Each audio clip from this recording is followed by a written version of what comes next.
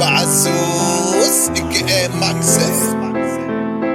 And the S with the double K with the X with the S with the H with the N. Maxis. Yo اسمي عبد العزيز، عمري 20 سنة. أذكر لما كنت طفل عايش حياتي بهنا، لما كبرت كل شي حولي تغير. أنا بواقع ولا حلم أو مخيل، الدنيا ضاقت فيني كل شي حولي بكيني. خلاص سنين رجوم كافي اللي فيني، عشت بنية صافية أحباب إخواني حتى أصحابي حولي، لكن فعلا طلعت خايبة. كان أبوي دايم ينصحني دايم كل حالك لا تثق بحد، فكر نفسك ترى ما تخونك. ابتسامة طفل بريء لا يا بابا، الدنيا فيها خير ما تلقى مثل أحبابها. كان هذا أكبر غلط، عودت نفسي على هالجانب، خليت أنا بأخذ له ورا خذله.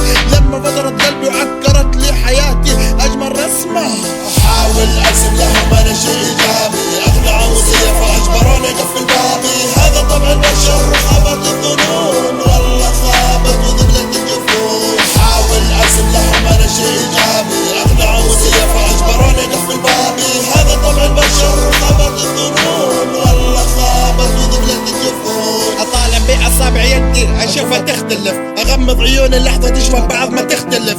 كل ما تنكر بقناعة أحاول أرسم شيء إيجابي، لكن خلاص هي قناعة. ما تفرق بين الطيب واللي بقلبه شر، ما تضمن نفسك ودي لحالك ولو بوسط البر.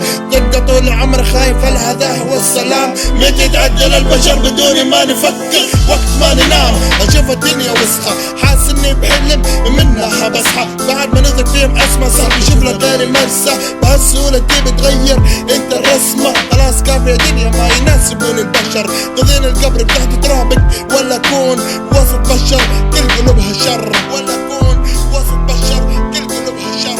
أحاول أرسم لهم أنا شيء إيجابي، أقنع وصية فأجبروني أقفل بابي. هذا طبع البشر وخابت الظنون، والله خابت وذبلت الجفون. أحاول أرسم لهم أنا شيء إيجابي، أقنع وصية فأجبروني أقفل بابي. هذا طبع البشر وخابت الظنون، والله خابت وذبلت الجفون. أحاول أرسم لهم أنا شيء إيجابي، أقنع وصية فأجبروني أقفل بابي. هذا طبع البشر وخابت الظنون، والله خابت وذبلت الجفون. أحاول أرسم لهم أنا شيء إيجابي، أقنع وصية فأجبروني أقفل بابي. هذا طبع البشر وخابت الظنون، والله خابت وذبلت الجفون.